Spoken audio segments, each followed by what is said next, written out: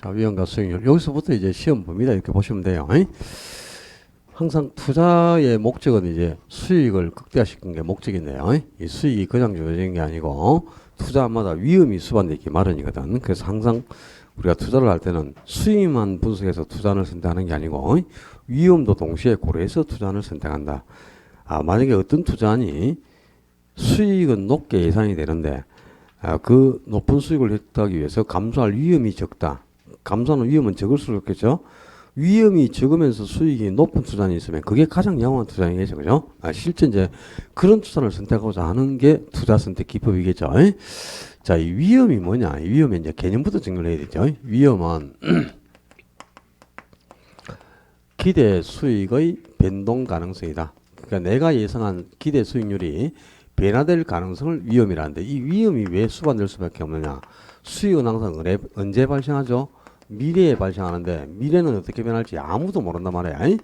이 미래가 불확실하기 때문에 내가 예상했던 수익은 변화될 가능성을 내포하고 있죠.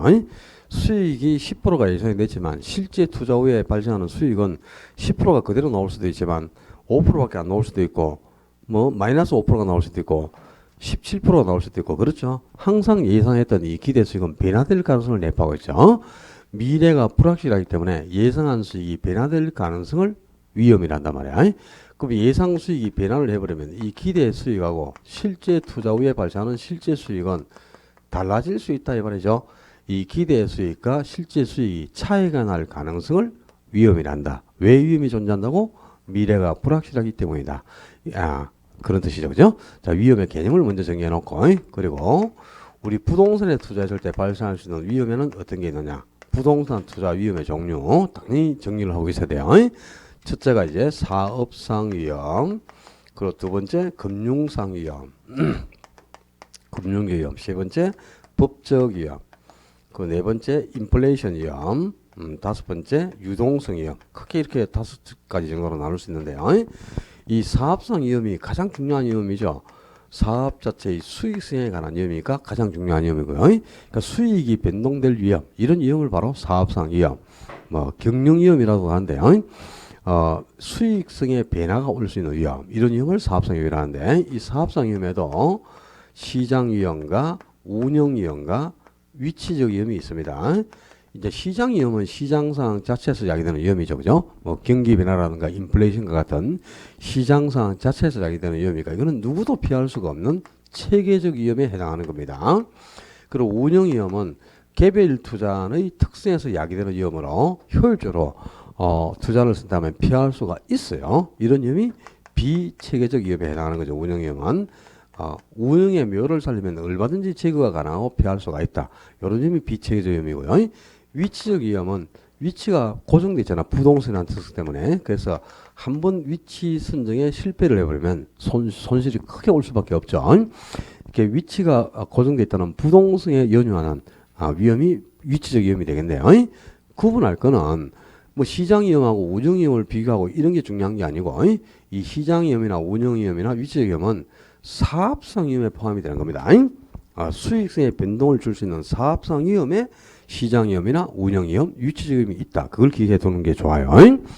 그다음에 금융상 위험은 앞 시간에도 나왔지만 그지? 부동산은 지렛 효과에 의해서 부채를 활용할수록 수익률이 더욱 크게 증가하는 장점이 있었죠. 그러나 이제 부채가 늘어나면 상환할 원리금도 증가해서 그 원리금을 못 갚을 채무 불이행 가능성도 더욱 커지잖아요. 그죠? 이렇게 부채를 활용했을 때 채무를 불이행할 가능성을 금융상 위험, 금융위험이라 한다 이 말이야. 그러니까 이거는 곧 채무 불이행 위험입니다. 근데 우리가 부채 없이 이제 지분만으로 투자를 하는 경우도 있잖아요. 그지? 지분만 가지고 투자를 하면 부채가 없기 때문에 당연히 금융상 위험은 나타날 수가 없겠지. 채무 불이행 가능성은 전혀 없잖아요. 그지? 그리고 또 부채를 활용하지 않았다면 수익률이 증가하는 지렛대 효과도 발생할 수가 없는 거죠. 그지? 반드시 지렛대 효과는 부채를 활용했을 때만 나타나는 겁니다.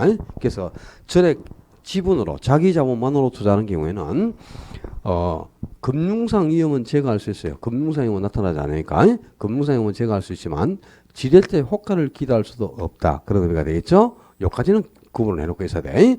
바로 부채를 활용했을 때 채무를 불이행할 위험을 금융상 위험이랍니다. 그 법적 위험은 법적 환경의 변화로 손실이 초래될 수 있는 위험인데 법적인 환경이 변한다. 그 말이 뭐냐? 각종 제도가 변한다거나 또는 공포성의 규제가 강화된다거나 여러 가지 화폐 정책이나 금융 정책들이 변한다. 이런 것을 법적 환경의 변화라고 합니다.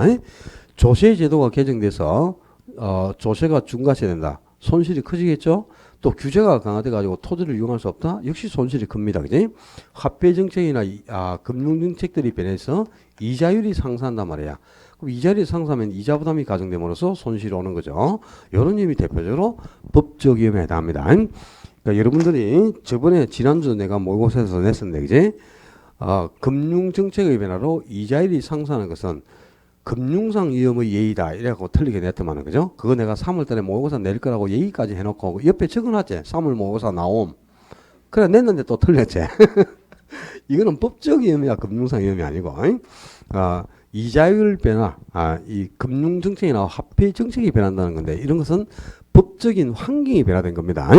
금융상 위험이 아니고 법적 위험을 대표하는 사례입니다. 그리고 금융상 위험은 채무를 불이행할 위험이야. 돈을 빌려가지고 돈 못 갚을 위험을 금융상 위험이 한단 말이야. 이자율이 상승하는 것은 법적 위험이고요. 당연히 구분하고 계셔야 돼요. 인플레이션 위험은, 인플레이션은 물가는 상승하더라도 화폐 가치가 하락하는 게 인플레이션 아닙니까? 그럼 실제 이제 인플레가 발생해서 화폐 가치가 하락을 하게 되면 화폐 가치가 하락한 만큼 일단 손실이 온 거죠. 그리고 이제 금융기관도 화폐 가치가 하락해서 똑같은 이자를 받아서는 손해가 오니까 이제 금융기관 입장에서는 손실을 보상하기 위해서 금리를 인상하잖아요. 그죠? 변동금리를 중에서 이자율을 인상한단 말이야. 그러면 차입자 입장에서 이자 부담이 가중되죠. 이것도 이제 화폐 가치의 하락을 보상받기 위해서 행하는 행위니까요. 그런 것들이 바로 인플레이션에 속하는 겁니다. 인플레이션 시기에 화폐 가치가 하락해서 수반되는 손실이 인플레이션 위험이 되겠고요. 유동성 위험은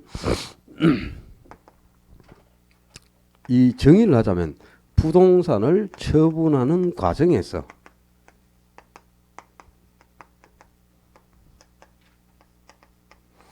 부동산을 처분하는 과정에서 발생하는 시장 가치의 손실 가능성, 이렇게 딱 정의할 수 있어요. 이 지문에 그대로 그냥 제가 지금 적어드린 게 그대로 지문으로 등장한다. 이런 위험을 이제 유동성이 하는데, 이게 무슨 말이야? 부동산을 처분하려고 매각하기 위해서 시장에 출품을 했잖아. 그죠? 시장에 내놨는데 이게 금액이거나 크니까 즉각 처분이 안 되죠. 현금화가 어렵다 이 말이야. 그지? 부동산은 황금성이 약한 단점이 있죠. 황금성이 약하다 보니까 현금이 급한 사람은 어쩔 수 없이 급매를 하게 되잖아요. 그죠? 그러니까 이제 정상적으로 처분을 하면은 시장 가치가 3억 정도는 된단 말이야. 근데 급매를 하다 보면 2억 8천에 그냥 급하게 팔아버리죠. 그럼 2천만 원 손실이 왔잖아요. 이렇게 처분하는 과정에서 발생할 수 있는 시장 가치의 손실 가능성. 3억에 팔 수 있는 걸 급매로 인해서 2억 7, 8천에 파면 단기에 손실이 오지 않습니까? 이런 위험을 무슨 위험? 유동성 위험이란단 말이야. 유동성 위험. 그러니까 이제 그 부동산 투자의 위험의 종류를 구분하는 것은 독립적으로도 한 문제가 나옵니다. 최근에는 금융성 위험제 자체를 그냥 최근에 한 문제로 냈죠. 그리고 지문으로도 자주 등장하기 때문에요. 여러분들이 그 부동산 투자에 수반되는 위험은 종류를 구분하고 계셔야 되고, 특히 금융상 위험하고 법적 위험의 사례를 좀 알고 있어야 된다. 조세 제도의 개정이라든가 규제의 강화나 공급상 규제의 강화나 화폐 정책이나 금융 정책, 재정 정책의 변화로 이자율이 상승한 것이 대표적인 법적 위험에 해당한다. 이걸 익혀놓고 계셔야 돼요. 그리고 또 유동성 위험이 자주 등장합니다. 지문으로. 부동산을 처분하는 과정에서 발생하는 시장 가치의 손실 가능성을 유동성 위험이라 한다. 이렇게 기억해놓고요. 수익률로 갑니다. 수익률. 내가 투자하는 자본에서 투자 금액에서 수익이 얼마를 차지하느냐. 이 비율이 바로 수익률이죠. 비율이니까 100%로 표시를 해줘야 되겠지. 투자금에서 수익이 차지하는 비율이 수익률이고, 이 수익률에 기대 수익률, 그리고 요구 수익률, 실현 수익률 세 종류가 있는데, 자, 이 구분하는 것도 상당히 중요하죠. 이제 기대 수익률은 기대되는 수익률을 이용하니까 아직 수익이 나지 않았어요. 그지? 수익이 나지 않고 어떤 투자 안에 투자를 한다면 그 투자 내부적으로 발생 가능한 예상 수익률이야. 투자를 하면 수익이 몇 프로 정도 나올 것 같다 하는 게 있죠. 그게 기대 수익이란 말이에요. 그러니까 이건 수익이 아직 나지 않은 거지. 투자하기 전에 투자한 내부적으로 발생 가능한 예상 수익률이다. 그래서 내부 수익률 그리고 또 예상치가 예상 수익률 그리고 투자하기 전에 예상치에 불과한 거니까 아직 수익이 나지 않은 거야. 그래서 사전적 수익률이라고 합니다. 어떤 투자에 투자를 한다면 그 투자로부터 예상되는 수익률을 기대 수익률 또는 뭐 내부 수익률이라고도 한다 이 말이에요. 이 내부 수익률이 기대 수익률하고 동일하는 걸 모르면 또 안 되죠. 이렇게 투자안으로부터 예상되는 수익률을 기대 수익률 또는 내부 수익률이라는 거고요. 요구 수익률은 투자자가 투자를 하기 위해서 최소한으로 요구하는 수익률. 요구한다, 원한다 이 말이지. 내가 어떤 투자에 투자를 하기 위해서는 최소 몇 프로 정도 수익은 나와야 투자를 하겠다고 투자가 최소한으로 원하는 최소한도의 필수적인 투자 수익률을 요구 수익률이라고 한다 이 말이야. 그러니까 적어도 나는 몇 프로 정도 수익이 나와야 투자하겠다. 이 투자 안에 투자를 할 때 연 8% 수익이 나오지 않으면 투자 안 하겠다. 그럼 최소 8% 수익은 나와야 투자한다는 뜻이죠. 그러니까 투자를 충족시키기 위해서 투자를 하기 위해서 투자자가 최대가 아니고 최소한으로 이런 걸 이제 최대로 고쳐서 나온다니까. 내가 지금 강조하고 있는 포인트가 있잖아 지금 그죠? 지문으로 할 때는 이걸 최대한으로 충족돼야 할 필수적인 투자 수익률을 뜻한다. 이렇게 나온다고 틀리게. 초점이 어디에 있는가를 알아라고. 그러니까 최소로 원하는 필수적인 투자 수익률. 투자를 하기 위해서 최소 몇 프로 정도는 나와야 좋겠다고 최소한으로 원하는 수익률이 있잖아요. 그죠? 그 최소한으로 원하는 최소한도의 필수적인 투자 수익률을 요구 수익률 또는 기회비용이라고도 하고요. 기회비용. 그리고 또 요구 수익률이 위험을 조정하는 할인율로 사용되기 때문에 위험 조정 할인율이라고도 하고 이걸 줄여서 위험 조정률이라고도 하고요. 더 줄여서 그냥 할인율 이렇게도 표현합니다. 그냥 일반적으로 우리가 할인율 이렇게 표현할 때는 요구 수익률을 의미한다 이렇게 기억하시면 돼. 요구 수익률을 그냥 할인율 이렇게 표현하는 거예요. 아주 이게 중요한 용어라 지금. 얼마나 중요한 걸 여러분이 나중에 경험하게 될 거다. 다음 주에 기출문제 해설할 때 보면 안다요. 이 요구 수익률이 그냥 할인율 이렇게 표현할 때는 요구 수익률을 뜻하는 걸 기억하게 되면 피가 되고 살이 될 겁니다. 위험 조정 할인율 또는 위험 조정률 또는 그냥 할인율 또는 우리 감정평가론에서 환원율 하는 게 있거든요. 그 환원율이 바로 요구 수익률하고 같은 말입니다. 투자자가 투자를 하기 위해서 최소한으로 바라는 대가, 그걸 환원이율 또는 요구 수익률이라는 거야. 최소 나는 몇 프로 정도 수익을 바란다는 게 있죠. 그걸 요구 수익률 한단 말이야. 그리고 실현 수익률은 실제 투자가 이루어지고 난 후에 결과로 발생한 수익률이라고. 그러니까 이거는 투자하기 전에 있어 없어요. 투자하기 전에는 실현 수익률은 나올 수가 없지. 투자 후에 결과로 산출된 거, 실제 투자 후에 달성된 수익이란 말이야. 그래서 이거는 실제 투자에 발생을 한 거니까 실제 수익률. 투자 후에 결과로 산출이 된 거라고. 그래서 투자하기 전에는 없는 거고요. 투자 후에만 나오는 거니까 사후적 수익률이라고 한다 이 말이야. 지금 갑이라는 투자자가 A라는 부동산에 투자를 하고자 해요. 근데 이 갑이 나는 이 A 투자에서 최소 10% 정도 수익이 나오면 투자하겠다. 10% 수익이 나온다면 투자하겠다. 10% 수익이 나온다면 투자한다 이 말은 거꾸로 10% 수익이 나오지 않으면 투자하지 않겠다. 이거랑 똑같은 겁니다. 10% 수익이 나오면 투자한다 이 말은 10% 수익 안 나오면 투자 안 하겠다 이 말이죠. 그러면 투자자가 투자를 하기 위해서 최소한으로 원하고 있는 수익률이 10%는 돼야 한다 이 말 아니야. 그지? 이 10%가 무슨 수익률이야? 투자를 하기 위해서 최소한으로 원하는 수익이니까 이 10%가 바로 요구 수익률이 되는 거죠. 요구 수익률. 투자가 투자를 하기 위해서 최소한으로 충족돼야 할 필수적인 수익률. 이게 요구 수익률이고요. 갑이 10% 수익이 나오면 투자하겠다 이렇게 말을 먹었잖아요. 그리고 이제 A 투자를 분석해 봤단 말이야. 분석해가지고 이 A 투자에서 1년간 들어올 수입하고 1년간 지출될 비용 이런 걸 다 감안해서 수익률을 한번 산출해 봤어. 그랬더니 이 A 투자에서 15% 정도 수익이 예상이 되는 거야. 근데 이 15%는 실제 투자 후에 발생한 게 아니고 이 투자 내부적으로 발생 가능한 예상치 아닙니까? 예상치, 그지? 예상되는 수익률. 이 투자 안 내부적으로 발생 가능한 예상 수익률 15%가 기대 수익률이 되겠죠, 그죠? 기대 수익률 또는 뭐 내부 수익률. 이 투자로부터 예상되는 수익률을 기대 수익률 또는 내부 수익률이라고 한단 말이야. 그리고 이제 갑이 실제 A에 투자를 했어요. A에 투자를 했더니 이 투자로부터 1년 후에 12% 수익이 발생을 했어. 12% 수익이 발생했다. 그럼 12%는 실제 투자가 일어난 후 결과로 달성된 수익률이죠. 이 12%는 뭐 이게 실제 투자 후에 달성된 거니까 이게 실현 수익률이죠. 그죠? 근데 갑이 이제 나는 10% 수익이 나오면 투자하겠다 이렇게 마음을 먹었어. 근데 투자를 분석해 봤더니 이 투자에서 8% 수익이 예상돼. 8%. 투자할 수 있겠어? 없겠어? 할 수가 없지. 나는 최소 10% 수익이 나오면 투자한다 그랬는데 투자에서 예상되는 게 8%밖에 안 되면 투자할 수가 없겠죠. 그로 투자를 선택할 때는 자신이 원하는 요구 수익률과 투자에서 예상되는 기대 수익률을 비교해서 뭐가 더 커야 투자를 하게 되는 거야. 당연히 기대 수익률이 커야 되겠죠.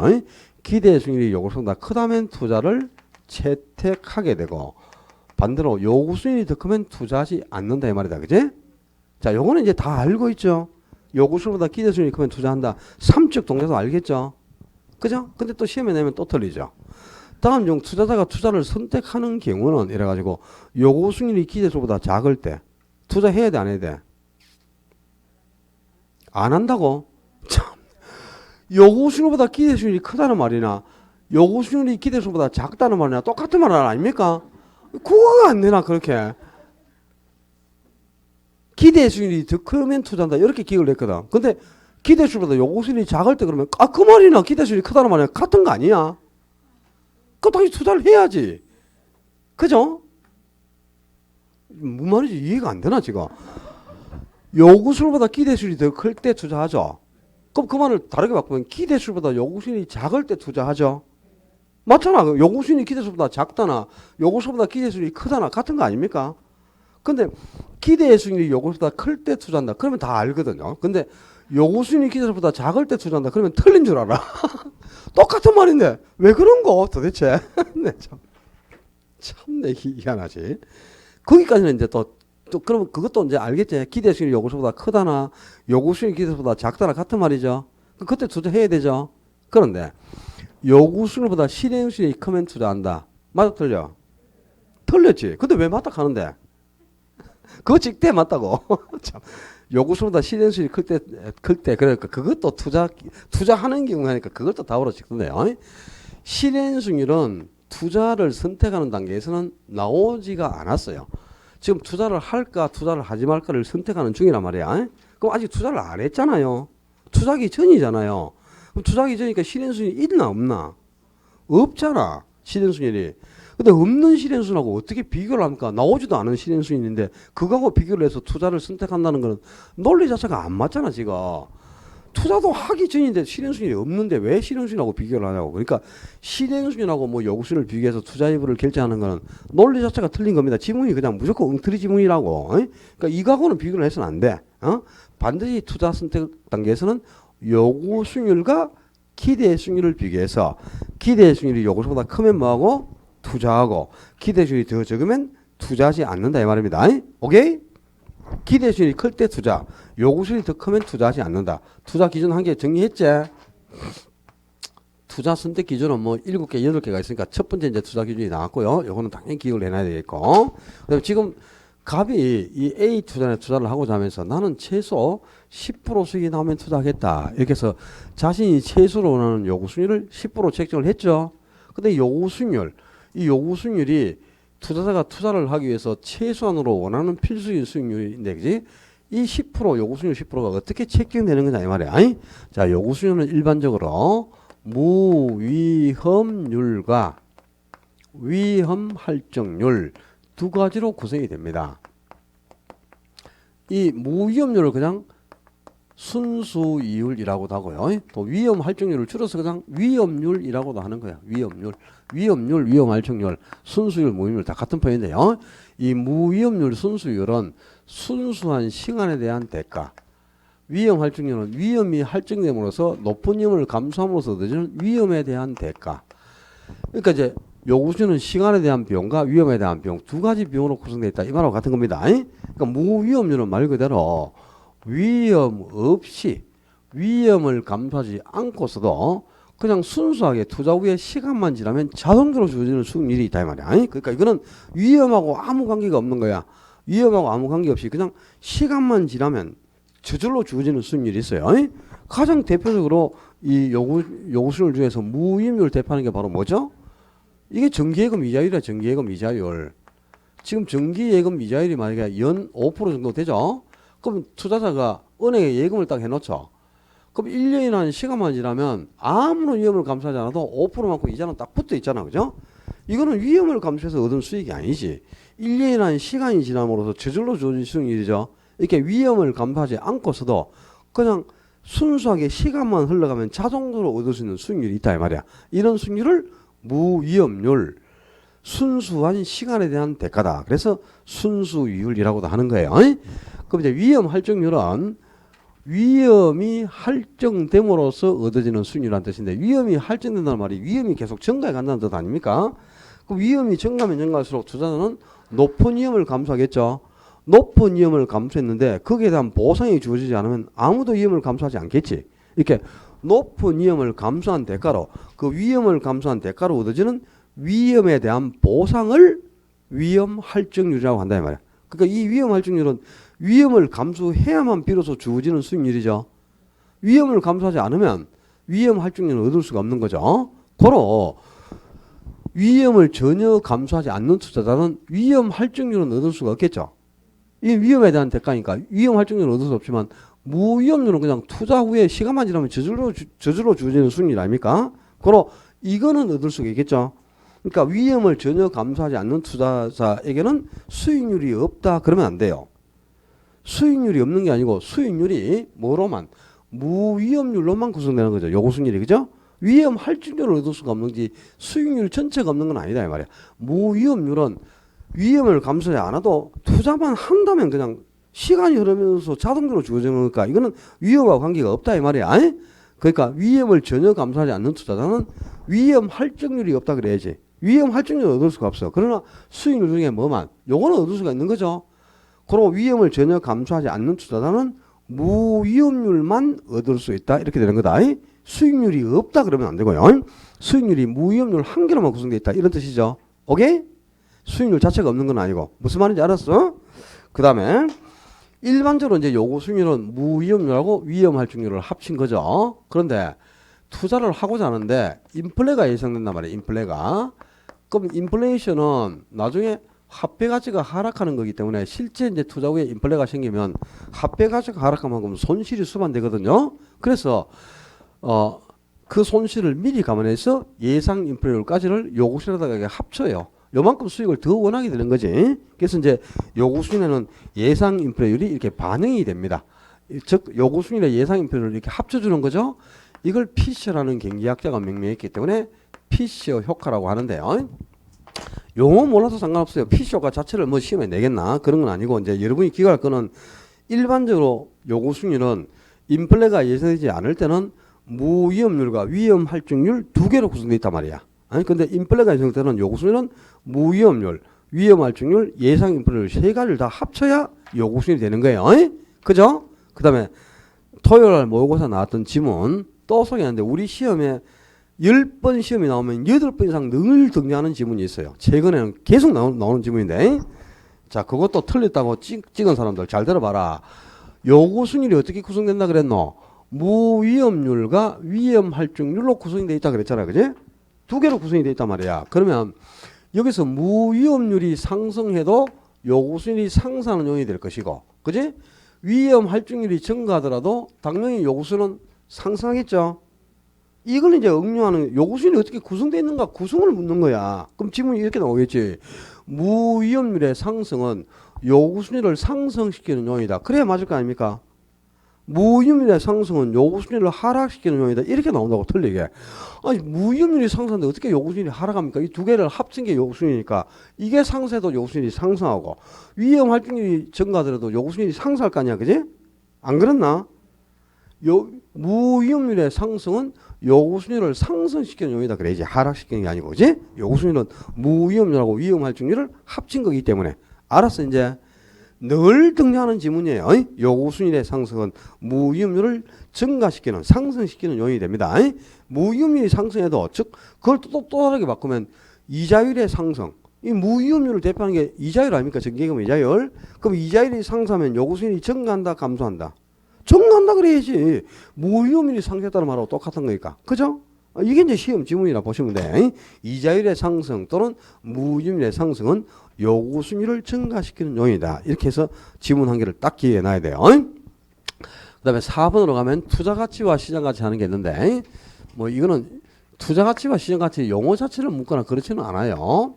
자, A라는 투자안이 있어요. 그런데 이 투자안이 실제 이제 시장에서 매도인하고 매수인 사이에 모든 조건이 다 충족된 상태에서 거래가 이루어진다고 가정해보자. 그럼 이게 한 4억 정도 수준의 거래가 될 수 있어. 그럼 이 4억이라는 가격은 실제 시장에서 매도인과 매수인 사이에 합의하에 거래를 통해서 결정될 수 있는 금액을 뜻하는 거죠. 이 실제 시장에서 거래를 통해서 형성될 수 있는 가격, 이 4억이라는 가격을 시장 가치라고 한다면 시장에서 승리 가능한 가격 이런 뜻이죠. 이걸 시장 가치라고. 이 시장 가치는 매도인과 매수인 사이에 합의하에 거래가 이루어질 때만 가격이 발생하는 거야. 4억이라는 가격은. 합의가 없고서는 4억이라는 가격은 발생할 수가 없죠. 4억 달라 그랬는데 3억 8천 줄게. 거래가 성립 안 되잖아. 그지? 이거는 항상 수요자와 공급 사이에 합의하에만 결정되는 객관적 금액입니다. 그래서 객관적 가치라고도 한단 말이야. 이게 시장에서 승리 가능한, 시장에서 거래를 통해서 형성 가능한 가격, 이걸 말 그대로 시장 가치라고요. 투자 가치는 지금 A라는 부동산을 갑이라는 투자가 보니까 이게 한 3억 5천만 원 정도 돼 보여요. 3억 5천만 원 정도. 근데 을이라는 투자가 볼 때는 4억 5천만 원 정도 돼 보인다 이 말이야. 근데 이 3억 5천이나 4억 5천이라는 가격은 투자자가 부동산에 대해서 느끼고 있는 아주 주관적 가격이죠. 그죠? A라는 부동산이 갑에게는 3억 5천 정도의 가치를 부여해주고 있고 을에게는 4억 5천 정도의 가치를 부여해주고 있다는 겁니다. 이게 대상 부동산이 투자자에게 부여하는 주관적 가치 또는 투자자가 부동산에 대해서 느끼고 있는 주관적 가치, 요 3억 5천이나 4억 5천 이런 가격을 투자 가치라고 한다 이 말이야. 근데 이 투자 가치는 투자마다 전부 다르게 느끼는 거죠. 그렇기 때문에 이건 매우 주관적인 거죠. 그래서 주관적 가치라고도 하는 겁니다. 근데 지금 갑이 볼 때는 이거 얼마짜리로 보고 있노? 3억 5천. 근데 시장에서는 4억을 지불하지 않고서는 매입을 할 수가 없는 거죠. 내가 볼 때 3억 5천짜리인데 4억 달러 가면 안 사겠죠, 그지? 갑은 사지 않는다, 투자하지 않는다는 뜻이에요. 근데 을이 볼 때는 4억 5천으로 보고 있잖아, 그지? 내가 볼 때 4억 5천짜리 정도 돼 보이는데 4억이면 살 수 있잖아요. 그럼 자기가 보는 것보다 훨씬 값싸게 구입할 수 있으니까 당연히 을은 사고자 한다는 뜻이지. 그러니까 갑처럼 이렇게 투자 가치가 지금 얼마고 3억 5천이고 시장 가치가 4억으로 시장 가치가 더 큽니다. 투자 가치보다 시장 가치가 더 크면 투자하지 않는다. 을처럼 투자 가치가 4억 5천이고 시장 가치가 4억으로 투자 가치가 더 커요. 그지? 을처럼 투자 가치가 더 크면 투자한다 이 말이잖아. 그지? 그러니까 항상 투자자가 투자를 채택할 때는 시장 가치와 투자 가치를 비교해서 뭐가 더 커야 투자를 한다고? 투자 가치인 주관적 가치. 이 투자 가치인 주관적 가치가 시장 가치인 객관적 가치보다 더 크다면 투자를 채택하게 되고 반대로 시장 가치가 더 크면 투자하지 않는다 이 말입니다. 항상 투자 가치와 시장 가치를 비교해서는 투자 가치가 더 커야 투자를 하는 거다. 시장 가치가 아니고 요구 수율과 기대 수율을 비교해서는 뭐가 더 크면 투자하고 기대 수익률 또는 내부 수익률이 요구보다 더 크면 투자하고 시장 가치와 투자 가치 중에는 투자 가치가 더 크면 투자한다. 지금 투자 선택 기준 두 개 나왔다. 그제? 꼭 기억을 내놓고요. 갑은 지금 이 A 부동산을 3억 5천짜리 정도로 받고, 그죠? 을은 A 부동산을 4억 5천짜리 정도로 받죠. 투자마다 지금 투자 가치가 전부 다르게 산정돼 나왔잖아. 그지? 왜 투자 가치가 이렇게 달리 계산돼 나올까요? 투자 가치가 다르게 계산되는 이유가 있겠지. 그게 투자자마다 요구 수익률이 다르기 때문이다 이 말이야. 투자자가 요구하는 수익률은 투자마다 다 다르죠. 요구 수익률은 주관적인 거야. 똑같은 투자를 놓고도 자, 이 건물에 투자하고자 하는데 이제 갑이라는 사람은 지금 정기금 이자를 해봐야 뭐 2%도 채 안 되는데 나는 여기서 1년에 5%만 수익 나오면 투자하겠다. 요구 수익률 5% 산정할 수 있죠. 저는 5% 갖고는 나는 투자 안 합니다. 적어도 1년에 10% 정도는 수익이 나와야 투자하겠다. 저는 10% 요구 수익률을 체크할 수도 있죠. 여러분은 요 건물에 만약에 이 건물이 투자 가치가 있어가지고 그죠? 자금도 있고 해서 투자할 여력이 있다면 몇 프로 정도 1년에 수익이 나오면 투자하겠습니까? 10%? 어이구, 저랑 그렇게 똑같습니까? 10%? 나도 10% 그랬는데, 응? 6%만 나와도 수혜야죠. 6%, 5%도 큰 겁니다, 지금. 지금 상가 수익률이 5% 나오는 거 없습니다, 거의. 전국적으로 5% 나오면 엄청나게 수익이 많이 나오는 겁니다, 지금 상가는. 그러니까 상가에 투자하고자 하면서 5% 수익 나온다. 그냥 눈 감고 그냥 바로 그냥 쫙 기대야 됩니다, 그냥. 진짜 실제 5% 나오면요. 그 정도 나오는 5% 이상 수익 나오는 게 별로 없습니다. 다 포장한 거죠. 수익이 뭐 상가 수익률이 연 12점 몇 프로 나오고 이렇게 내지. 아이고. 전부 그런 걸 이제 가대 광고, 허위 광고라고 하는 거다, 그제? 근데 물론 그런 거 해야죠. 그럼 우리 아파트 팔면서 뭐 30정 저 포스코가 저기 지금 몇 층이고 28층인가, 26층인가?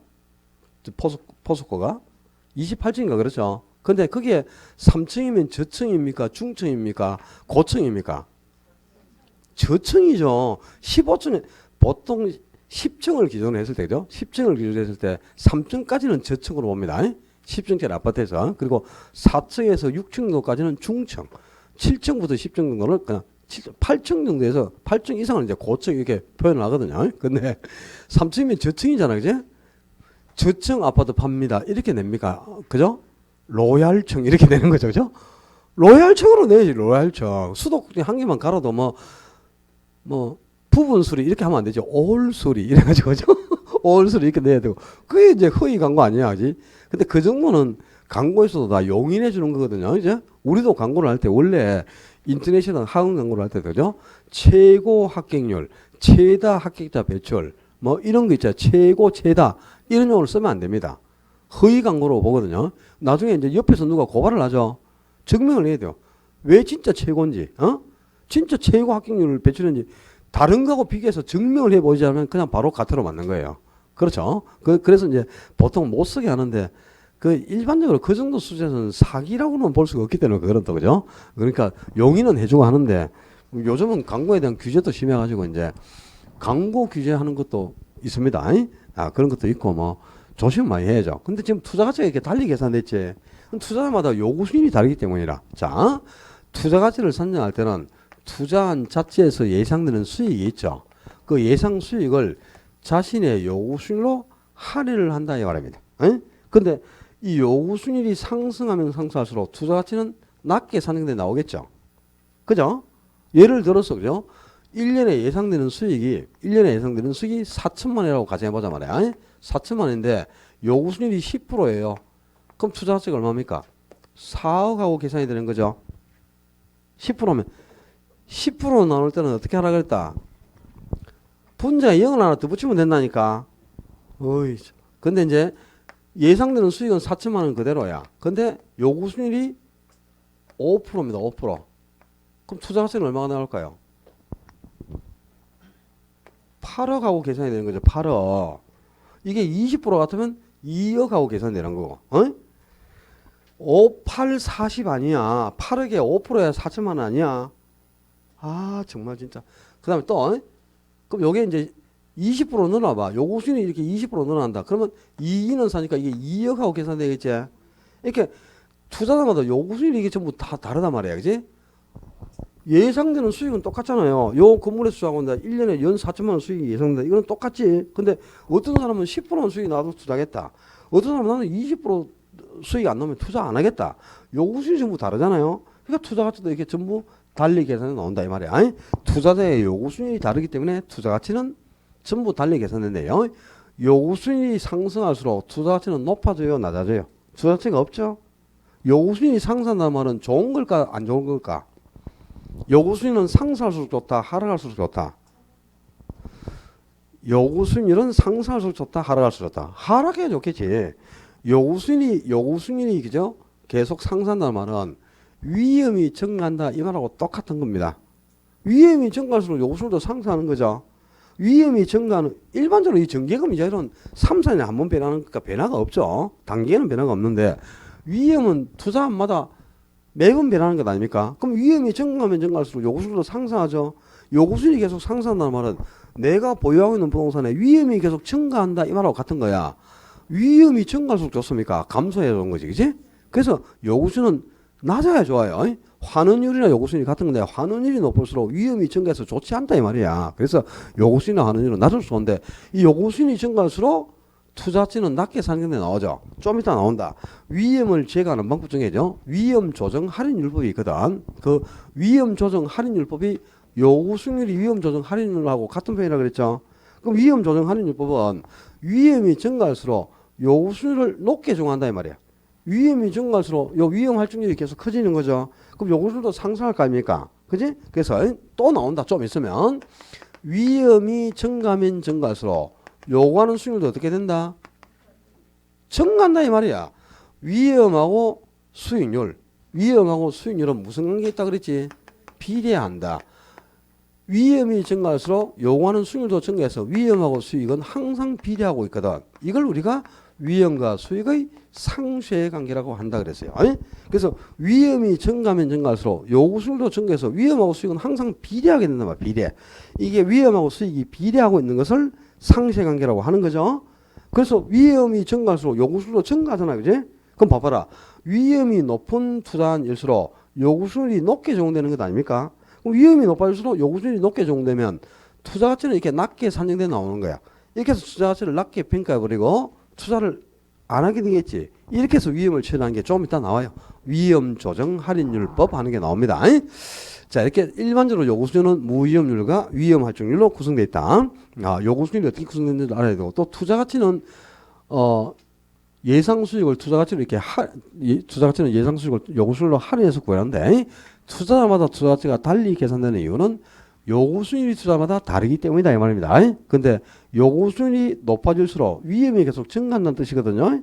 그래서 요구 수익이 증가하면 위험이 계속 증가한다는 뜻이니까 투자 가치는 낮게 산정돼 나온단 말이야. 투자 가치가 낮아지니까 투자 가치가 없으므로 이제 투자를 안 하면서 위험을 제거하겠죠. 그런 방법이 위험 조정하는 율법. 조금 이따 바로 나와요. 자, 이 위험하고 수익 분석에서 이제 수익률은 자. 내가 지금 어떤 투자를 하면서 요구 수익률을 이렇게 10% 체크했지 않습니까? 근데 이 기대 수익률은 투자에서 예상되는 거니까 투자를 분석해 봐야 되는 거죠. 그렇게 해서 기대 수익률을 딱 계산해 가지고 투자에서 예상되는 기대 수익률이 내가 원하는 요구 수익보다 더 클 때 투자를 하게 되는 거고, 내가 원하는 요구 수익보다 기대 수익이 적으면 투자하지 않겠지. 그러니까 기대 수익률을 계산을 못 한다면 투자 이부도 선택을 못 하는 거 아니야. 그러니까 기대 수익률을 계산하는 거는 상당히 중요할 수밖에 없겠죠. 그죠? 그래서 이거는 거의 매년, 거의 10년간 9문제, 8개, 9개 정도가 나왔으니까 안 빠지고 거의 나온다는 거죠. 계산 문제로. 근데 기대 수익률 계산하는 것도 또 그렇게 또 해줬는데, 그지? 모의고사 내니까 풀도 안 하고 그냥 직업 보고 넘어가고.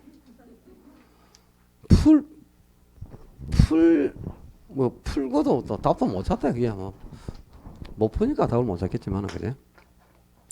모의고사 그래도 이번에는 모의고사를 많이 치셔가지고, 그죠? 상당히, 우리가 가장 많이 쳤을 거, 우리 정도 되면요. 한 60몇 명 쳤으면 상당히 많이 친 겁니다. 작년에는 1회 때 모의고사 때 32명 했더라고. 근데 이번에는 65명이니까 딱 2배 아니야, 작년에. 인원은 비슷한데. 그러니까 여러분들이 상당히 그만큼 공부도 많이 하고 공부에 대한 열의가 있다는 거예요. 그리고 이제 다만 모의고사를 칠 거라고 주문을 해놓고 점수 안 나오고 와서 안 온 사람이 있잖아, 그죠? 그렇게 해서 오늘 시험지만 받은 분들 각성하시오. 앞으로는 시험에 직접 와서 쳐야 돼. 점수에 연연하지 말고 일단 계속 훈련을 하셔야 되니까 뭐 4월 달에도 4월 25일 날이가 뭐 4월 달에만 1월 날 칩니다. 4월 24일 날 민법 특강이 있으니까 이제 4월 달은만 마지막 주 1월 날 4월 25일 날 칠 테니까요.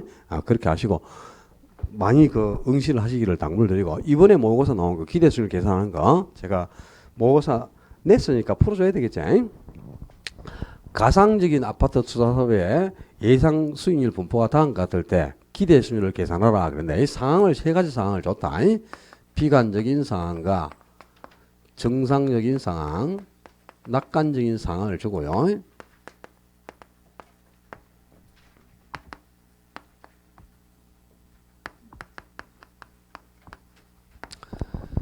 수익률을 다 줬단 말이야. 그 다음에 요 수익률이 나올 확률이 있죠, 그죠? 정상일 때와 비관일 때가 있죠. 뭐 낙관일 때가 있고. 그런데 A 투자한, B 투자한 두 개의 투자는 있어. 근데 A 투자에서는 비관일 때 4%, B 투자는 8%, 그리고 정상일 때, 낙관일 때는 13% 수익이 예상돼. 근데 비부동산은 그죠? 비관일 때는 마이너스 5% 수익이 예상되고, 정상일 때는 7% 수익이 예상됩니다. 그리고 낙관일 때는 9% 수익이 예상된다 그랬어. 근데 요 수익들이 나올 확률이 비관일 때는 20%, 정상일 때는 요 수익이 나올 확률이 50%, 그리고 낙관일 때는 30%가 된다. 그지? 이런 건 이제 A 투자의 기대순위가 B 투자의 기대순위를 다 계산해 봐라 그랬거든. 그럼 뭐 할 게 뭐냐? A 투자는 그냥 곱해서 더해주면 되고, B는 또 B대로 곱해갖고 더해주면 되는 거잖아, 그지? 그럼 A는 지금 B가 앉을 때 20%, 그 4% 수익 예상되나? 확률이 몇 프로고? 20%죠? 그럼 이거 곱하면 되잖아. 그럼 B가 앉을 때는 몇 프로? 0.8 아니야. 8이 아니고, 지금 40% 곱하기 20%야 8이지. 무슨 4 곱하기 0.2인데 0.8이지. 어떻게 8%고. 0.8%죠? 그 다음에 정상일 때는 8% 수익 예상되나? 이 확률이 50%니까 반이지. 4%지, 그러면. 그 다음에 낙관일 때는 13% 수익 예상되나? 30%니까 이거 곱하면 뭐야? 3.9죠? 그럼 세 개 합쳐봐라. 몇 프로고? 8.7 아니야? 7.9에다가 0.9니까 8.7% 수익 예상되냐 말이지. A 투자는 기대 수익은 8.7이죠. B는 또 요 확률에다가 예상수를 곱하면 된단 말이야. 그러면 B가 앉을 때는 마이너스 5% 수익이 예상되는데 확률이 20%죠. 그럼 몇 프로야? 마이너스 1% 아니야. 그 다음에 정상일 때는 7% 수익이 예상되는 확률이 50%죠. 그럼 곱하니까 3.5%죠. 그리고 낙관일 때는 9% 수익이 예상되는 확률이 30% 아니야. 그지? 그럼 상구 20%니까 2.7%지. 그럼 요거 세 개 합치니까 3.하고 2.7 하면 6.2에다가 마이너스니까 5.2% 수익이 예상돼. 이 말이지. 그래서 A의 기대수는 8.7, B의 기대수는 5.2. 요거 두 개 하는 건데, 그건 뭐, 이게 어려워. 전부 곱해가지고, 그 예상 수익을 발생률에 곱해가지고 다 합치는 거잖아. 그지? 왜 못하지, 이걸? 왜 어렵습니까? 4월 달에 내면 풀겠어요? 또 풀까? 그냥 풀긴 풀겠지, 그죠? 해설지 보고. 칠 때는 안 풀고 그냥 찍고. 연습해서 좀 풀어봐요. 별로 안 어렵습니다. 이 기대수를 구하는 거나, 아까 앞 시간에 우리 지분수를 구하는 거나, 이런 게, 이거는 10년간 8, 9문제 나왔으면 매년 한 문제 정해진 문제 아닙니까? 작년에도 물론 출제가 됐고, 재작년에도 나왔고, 다 계속 나오는 건데, 요 정도 유행 같으면 연습해서 풀려고 하셔야 돼요. 기대수를 구하는 거는. 당연히 이 정도 쉬운 유행으로 출제한 걸 못 풀어가지고 틀린다는 것도 말이 안 되겠죠.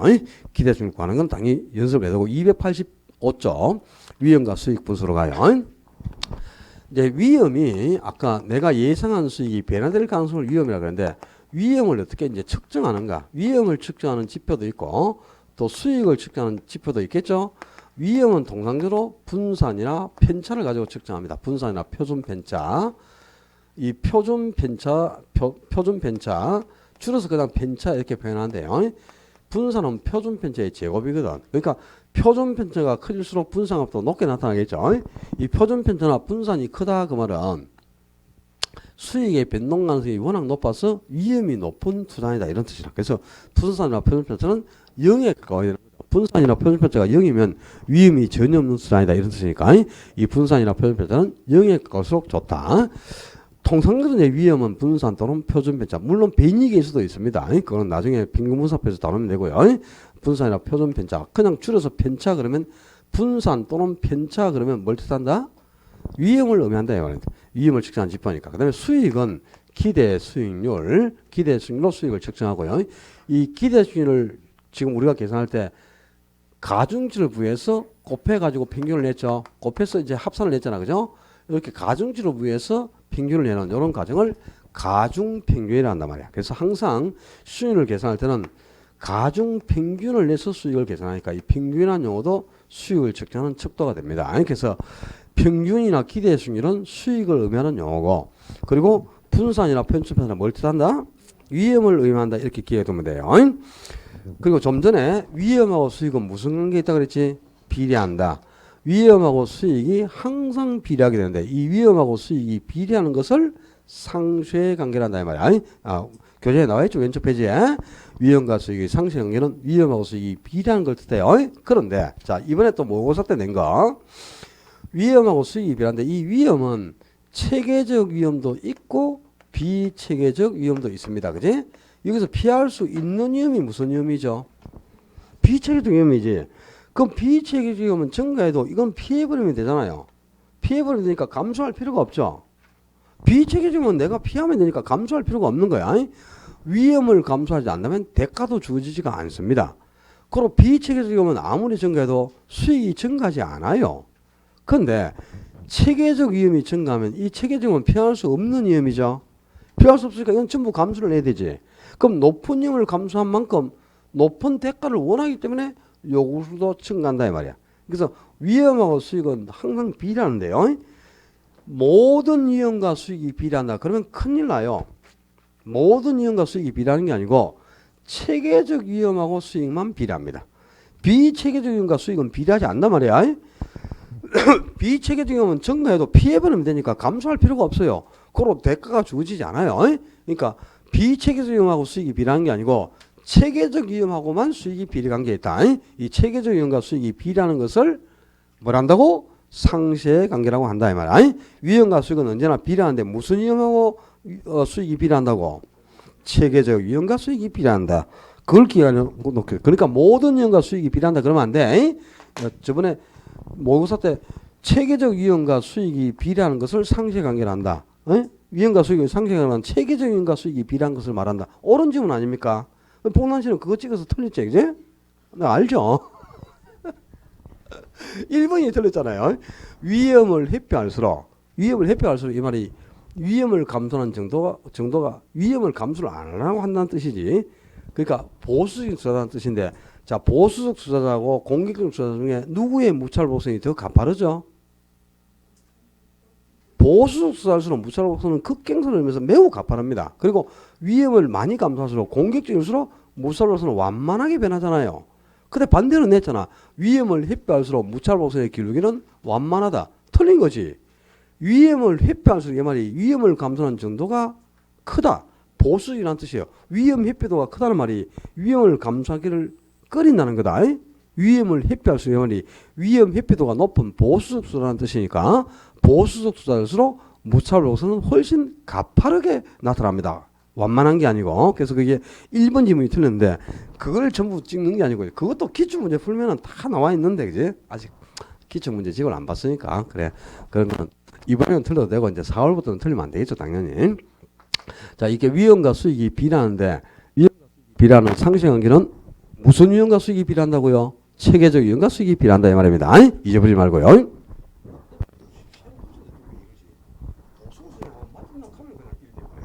공식을 보강하니까 또 이상하네, 그죠? 맞고 희한하네, 참네. 왜 그런지를 모르겠다. 저번 주에 새로 싹 고쳐가지고 새 걸로 만들어놨는데, 그죠? 일주일 만에 이렇게 찍기 그래 말이 안 되지 이게 새 건데 참. 자, 그 교재 위험에 대한 태도, 위험 회피형, 그리고 위험 선호형, 추구형, 뭐 같은 말이고 위험 중립형 세 가지가 있습니다. 이 위험 회피형이나 위험 혐오적 투자자나 같은 말이고요. 위험 혐오적, 위험 회피형, 위험 회피적 같은 말이고 위험 선호형이나 위험 추구적이나 뭐 같은 말, 위험 추구형이나 같은 말입니다. 아니 또 위험 중립형, 위험 중립적 같은 표현인데 이 위험에 대한 투자의 태도는 세 가지가 있는데 이 중에서 가장 이제 합리적이고 이성적인 태도는 바로 위험 회피형 투자자죠. 그래서 위험 회피형 투자를 합리적 투자라고 하니까 그냥 일반적으로 우리가 투자라고 표현할 때는 위험 회피형, 위험 혐오적 투자를 의미합니다. 근데 위험을 혐오한다, 회피한다는 말은 위험을 감수하기를 꺼린다는 거죠. 그죠? 위험을 감수하기 좋아하는 투자가 몇 명이 있습니까? 모든 투자는, 대부분의 투자는 위험을 감수하기를 꺼리겠죠. 그죠? 그러니까 위험 회피형인데 이 위험 회피형, 위험 혐오적 투자라고 할지라도 위험을 감수하기를 꺼리지만 위험을 전혀 감수하지 않는 것은 아니다 이 말입니다. 그럼 위험 회피형은 어떤 투자자? 위험 회피형 투자는 수익이 똑같이 예상되는 여러 개의 투자안이 있으면 그 중에서는 위험이 가장 작은 것을 선택하고자 하는 아주 이성적인 태도를 의미하는 겁니다. 그러니까 예를 들어서 그지? 지금 A하고 B하고 C 세 개의 투자안이 있단 말이야. 근데 수익이 전부 똑같이 그죠? 8% 수익이 예상되는 거야. A든 B든 C든 전부 수익은 8%가 예상되는데 위험을 딱 분석해 보니까 A 투자에서는 위험이 5%, B 투자는 8%, C 투자는 12% 위험이 수반되어 있는 거예요. 그럼 이렇게 수익이 동일하게 예상되는 여러 개의 투자안이 있으면 그 중에서는 위험이 제일 적은 것을 선택해야지. 그게 이성적이고 합리적인 태도겠죠? 이런 태도를 위험 해모적 또는 위험 회피행이라고 한다 이 말이야.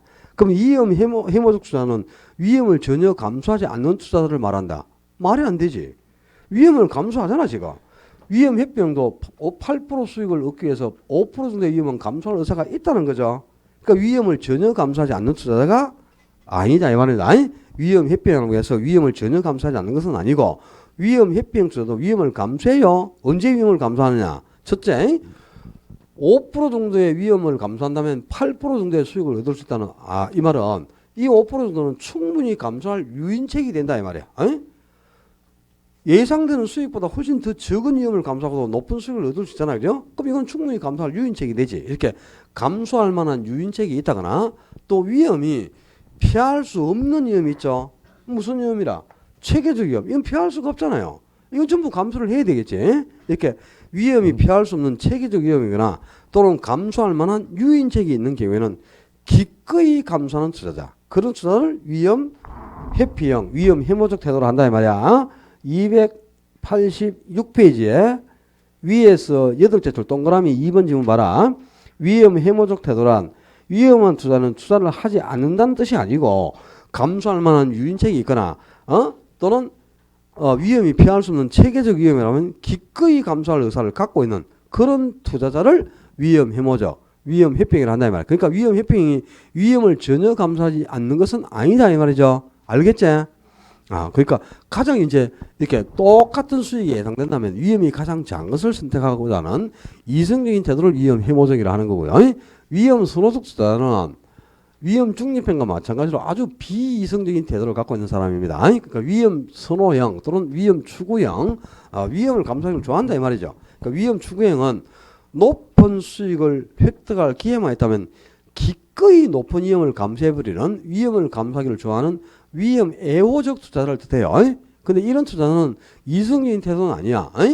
뭐 50승에서 뛰내리면 10억 줄게. 10억을 얻기 위해서 뛰내리면 죽는 걸 알면서도 기꺼이 뛰내려보는 거지. 근데 이거는 무모한 행동이지 이성적인 태도는 아니죠. 이렇게 높은 수익만 얻을 수가 있다면 아무리 위험이 높아도 높은 위험까지를 감수해버리는 그런 위험을 감수하기를 좋아하는 위험 애호적 투자인데 이건 이성적인 태도는 아닙니다. 그리고 위험 중립행도 역시 마찬가지로 위험 중립 투자도 위험의 크기는 고려하지 않고 위험이 높든 적든 위험은 아예 그들도 보진 않아요.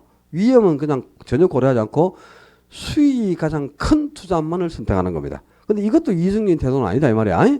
수익은 클수록 좋지만 감수하는 위험은 적어야 좋은 겁니다. 위험을 감수하고자 하는 투자는 별로 없어요. 위험은 항상 적을수록 좋은데 위험을 고려하지 않고 수익만 큰 것만을 쫓아서 선택하기 때문에 이것도 이성적인 태도는 아니다 이 말이야. 그러니까 가장 이성적이고 합리적인 태도는 누구를 뜻한다?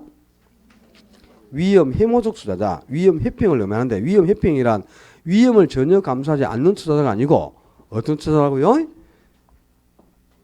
수익이 동일한 투자안이 여러 개가 있다면 그 중에서는 위험이 가장 작은 것을 선택하는 아주 이성적이고 합리적인 태도를 위험 회피행이라 한다. 이렇게 기억해둬요. 그리고 이제 위험이 이렇게 수반되면 그 위험을 제거해야 됩니다. 그지? 어떻게 투자자가 위험을 처리하고 관리하느냐? 자, 첫째 교재 위험한 투자를 제외시키는 방법은 위험이 조금이라도 발생했는 거는 다 제외시켜버리고 위험이 전혀 없는 것만 선택하는 거죠. 근데 그거는 투자의 목적에 반하는 행동입니다. 그러니까 위험한 투자는 위험이 1%도 발생했으면 그건 아예 제외시키고 선택을 안 하는 거지. 그러니까 위험이 전혀 없는 무위험 자산만 선택한다는 거죠.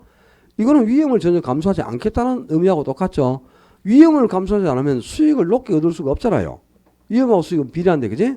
그러니까 위험을 감수하지 않는 투자가 얻을 수 있는 수익은 무위험률 이거밖에 없는 거죠. 그러니까 수익을 극대화시킬 수가 없지. 고로 투자의 목적은 수익의 극대화가 있으니까 수익을 극대화시킬 수 없다면 목적에 반하는 거니까 그건 진정한 투자 방법이라고는 볼 수는 없어요. 위험한 투자는 다 제외시켜버리고 위험이 없는 뭐 정기예금이나 국공채와 같은 무위험 자산만을 선택하는 방법이 위험한 투자를 제외시키는 방법입니다. 두 번째 보수적 예측 방법. 보수적 예측 방법은 가급적이면 투자에서 예상되는 수익은 낮게 예상을 하고 비용을 높게 추정하는 겁니다. 그러니까 수익은 적게 발생할 것에 비해 나가야 할 비용이 많이 나갈 것 같다. 이렇게 이제 예측을 하는 거죠. 그렇게 해서 의사결정을 하는 방법인데, 그래서 수익은 낮게 비용을 높게 추정하니까 투자해봐야 별 볼 일이 없겠죠. 그죠? 나가야 할 돈은 많은데 비해 들어올 수익은 적으니까. 그러니까 투자를 꺼리게 되지. 그래서 투자를 깊이 하는 겁니다. 그래서 보수적 예측 방법, 보수적이라 한단 말이야. 아니, 투자 안에서 예상되는 수익은 어떻게? 낮게, 비용을 높게 추정하여 의사결정을 하는 방법. 수익을 낮게, 비용을 높게 그랬다. 뭐가 낮고 뭐가 높은지 바뀌면 또 큰난다. 수익을 낮게, 비용을 높게 추정해서 의사결정을 하는 방법. 이런 방법을 보수적 예측 방법이라고요. 세 번째, 위험 조정 할인율법. 이 위험 조정 할인율법은 좀 전에 위험 조정 할인율하고 같은 말이 요구순위라 그랬잖아. 그지? 요구순위율법입니다. 요구순위율법. 요구순위를 사용하는 방법인데 이건 무슨 방법이냐? 위험하고 수익은 무슨 관계가 있다 그랬죠? 비례. 그래서 위험이 높은 투자일수록 요구순위도 증가한다 그랬지? 그래서 위험이 높은 투자일수록 요구순위 증가하기 때문에 이 요구순위를 이렇게 상향 조정하는 겁니다. 요구순위를 높게 정한단 말이야. 그럼 위험이 높은 투자일수록 요구순위를 이렇게 높게 정해버리면 투자지가 낮게 산정돼 나오는 거죠. 요구순위이 증가할수록 투자지는 낮게 산정되지 않습니까? 투자가치가 높을수록 투자를 하게 되는데 투자가치가 낮아지면 투자를 안 하게 되잖아요. 이렇게 해서 투자를 안 하면서 위험을 제거하는 거죠. 이렇게 위험이 높은 투자일수록 요구순위를 높인다 낮춘다. 높은 요구순위를 정해서 이 요구순위이 바로 할인율이라고 그랬죠. 그러니까 할인율을 높게 정한다 이 말이야. 아니, 위험이 높은 투자일수록 할인율을 높게 정해서 투자 가치를 낮게 평가해버리고 투자를 끌이는 것이 위험 조정 할인율법이 되겠습니다. 이것도 이제 늘 시험에 나오는 게 위험이 높은 투자일수록 할인율을 낮춘다 이렇게 딱 나와. 할인율이 보통 뭐가 사용된다 그랬지? 요구순위를 일반적으로 그냥 우리가 할인율을 그러면 요구순위를 뜻한다고 이렇게 기억하라 그랬잖아요. 제가 그지? 그럼 위험이 높은 투자일수록 할인율을 높여야 돼, 낮춰야 돼. 위험하고 요구순위는 늘 비례한다. 비례. 위험이 높아질수록 할인율이 당연히 높게 적용돼야지. 요구순위랑 할인율이 같은 말이니까. 위험이 높은 투자일수록 할인율을 높인다 그래야 된단 말이야. 낮춘다가 아니고. 그걸 늘 낮춘다 이렇게 해서 틀리게 나온다. 그지? 이번에는 잊어버리지 말고 좀 기억을 해라요. 위험이 높은 투자일수록 할인율을 높게 정해서 투자 가치를 낮게 평가해버리고 투자를 그 위험을 제거하는 합리적인 위험 처리 방법이 바로 위험 조정 할인율법입니다. 그 다음에 민감도 분석 또는 감응도 분석이라고도 하는데요. 민감도 분석은 투자를 하면 당연히 수익이 발생을 해. 근데 그 수익에 영향을 주는 여러 가지 요인들이 있겠죠. 수익에 영향을 주는 요인은 한두 개가 아니잖아. 그지? 뭐 예를 들면 임대료도 수익에 영향을 주고요. 임대료. 그리고 또 영업 경비도 수익에 영향을 줍니다. 이자 비용도 수익에 영향을 주죠. 그리고 세금도 수익에 영향을 주고 뭐 감가 정도도 수익에 영향을 주고 수익에 영향을 줄 수 있는 요소는 한두 개가 아닌데 이 수익에 영향을 주는 요인을 하나씩 변화시켜 가다 보면 당연히 수익도 따라서 변한다 이 말이야. 근데 수익이 많이 변하면 수익의 변동이 심해서 이 예상 수익이 변화될 가능성이 큰 게 위험이 높은 투자이라 그랬거든요. 이게 수익의 변동이 심하면 수익이 민감하게 변하니까 민감도가 높다는 뜻이고 그러면 이제 위험도 높다 이런 뜻이에요. 그래서 이 민감도 분석은 수익에 영향을 주는 요인들을 한 개씩 하나씩 변화시켰을 때 실제 수익이 얼마나 크게 변동하는가 그걸 분석해 가지고 이 수익에 영향을 주는 요인 중에 어떤 것이 수익에 가장 밀접한 영향을 주는 요인들을 판별해낼 수 있다 이 말이야. 그러니까 뭐 영업 경비나 세금이나 이자는 아무리 변해도 수익이 크게 영향을 안 받는데 임대료가 조금만 줄어들 것이다 이렇게 예상하고 수익을 측정해 보니까 수익이 크게 변화돼 버려요. 그러면 임대료는 수익에 아주 큰 영향을 주고 수익에 가장 밀접하게 영향을 주는 요인이 임대료다 이걸 알고 우리가 투자를 하게 되죠. 거기서 가급적이면 수익을 안정적으로 가져가려면 임대료의 변화를 주면 안 되겠죠. 그렇게 해서 손실 규모를 줄여가는 겁니다. 이런 합리적인 위험 처리 기법을 민감도 분석에 한단 말이야. 수익에 영향을 주는 여러 요인들이 변화할 때 실제 수익이 어떤 영향을 받는가를 분석하는 것 그걸 민감도 분석이라고 하고 민감도 분석을 통해서 수익에 가장 큰 영향을 주는 요인이 무엇인지를 판별해낼 수 있다. 이렇게 해서 수익에 가장 크게 영향을 주고 있는 요인이 무엇인가를 판별해서 손실 규모를 줄일 수 있는 합리적인 위험 처리 기법이 민감도 분석이 되어 있고요. 자, 이렇게 위험이 발생했을 때 위험을 처리하는 방법이 여러 가지가 나왔죠. 근데 투자가 또 스스로 어떻게 위험을 관리하느냐. 위험 관리 방법인데 이게 교재에 지금 나와 있지 않아요. 제가 적어 드릴 테니까 아주 중요합니다. 근데 교재에 누락이 되어 있으니까 적어 놓고 좀 설명을 듣고 기억을 하셔야 된다. 투자자가 스스로 위험을 관리하는 방법은 위험 회피, 위험 보유, 위험 통제, 위험 전가 네 가지가 있어요. 이 전부 다 구분하셔야 돼요. 아주 중요해요. 위험 회피는 처음부터 투자자가 손실 가능성을 피해버리는 겁니다. 아니 그냥 손해가 날 가능성 자체를 피해버린다. 그래서 이걸 위험 회피라 하거든요. 손실 가능성을 처음부터 피하는 것. 이걸 위험 회피라고 하는데 사례를 기억하셔야 돼. 이 위험을 회피하는 대표적인 방법이 위험한 투자를 제외시키는 겁니다. 위험한 투자를 제외시켜버리고 위험이 전혀 없는 것만 선택한다 이 말이 처음부터 그냥 손실 자체를 안 보겠다. 위험이 전혀 없는 것만 선택한다 이 말은 위험을 감수 안 한다는 뜻이죠. 손실 가능성 자체를 처음부터 피해버린다는 뜻이야. 이런 걸 위험 회피라는데요. 위험한 투자를 제외시키는 방법이 대표적인 위험 회피 방법입니다. 위험 보유는 투자자가 스스로 손실을 부담하는 거예요. 그러니까 스스로 투자에서 발생한 손실을 자기가 스스로 떠안고 하면서 자체적으로 손실을 부담하는 겁니다. 이걸 위험을 떠안고 한다. 그래서 위험 보유라고 하는데요. 이제 손실 충당금이라든가 대손 충당금, 이 충당금을 설정해 두는 것이 대표적인 위험 보유 방법입니다. 그러니까 어떤 투자를 하고자 하는데 손실이 지금 1,000만 원이 예상되잖아요. 그럼 손실 충당금을 1,000만 원을 딱 설정해 놓고 있다가 나중에 투자에 실제 손실이 나지. 그럼 자기가 가지고 있는 충당금 1,000만 원 손실을 대체하는 거라. 이거는 투자가 스스로 손실을 떠안고면서 자체적으로 손실을 부담했지 않습니까? 그지? 이걸 위험 보유한다. 손실을 내 스스로 떠안고 간다. 그래서 위험 보유라고 하는데 대손 충당금이나 손실 충당금을 설정해 두는 것이 대표적인 위험 보유 방법입니다. 그 위험 통제는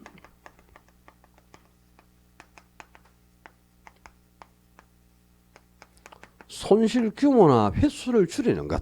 이 손실의 규모나 횟수를 줄이는 것을 위험 통제라고 하는데요. 대표적으로 위험을 통제하는 수단이 민감도 분석입니다. 민감도 분석. 민감도 분석이나 포트폴리오. 좀 전에 우리가 민감도 분석을 통해서 수익에 가장 밀접한 영향을 주는 이 무엇인가를 판별해냈죠. 그럼 임대료가 수익에 가장 밀접한 영향을 주는 요인이다. 그러면 임대료 변화를 주지 않으면 안정적으로 수익을 가져가면서 손실을 줄일 수 있는 거다. 그치? 대표적인 손실 규모를 줄이는 방법이 민감도 분석이고요. 또 우리가 포트폴리오 구성하는 목적이 뭐죠? 위험을 제거하고자 하는 거죠. 위험 중에서도 이제 체계적 위험은 제거가 안 되지만 그죠? 비체계적 위험을 제거할 목적으로 여러 자산에 분산 투자하는 것을 포트폴리오를 하지 않습니까? 그럼 포트폴리오 구성하는 목적도 분산 투자를 통해서 불필요한 위험을 제거하는 건데 이 위험을 제거한다는 것이 손실 규모를 줄인다. 똑같은 거야. 대표적인 위험 통제 수단이 민감도 분석이나 포트폴리오가 되겠습니다. 위험 증가는 손실 가능성을 다른 주체에게 그러니까 손실을 다른 주체에게 떠넘기는 거죠. 증가니까, 그지? 내가 부담할 손실을 다른 사람에게, 다른 주체에게 떠넘겨버리는 거. 이게 이제 위험 증가 아니겠어요? 가장 대표적인 위험 증가 수단이. 자, 인플레가 발생해서 화폐 가치가 하락하잖아요. 그럼 금융기관은 손실을 차입적에 떠넘기기 위해서 뭐 합니까?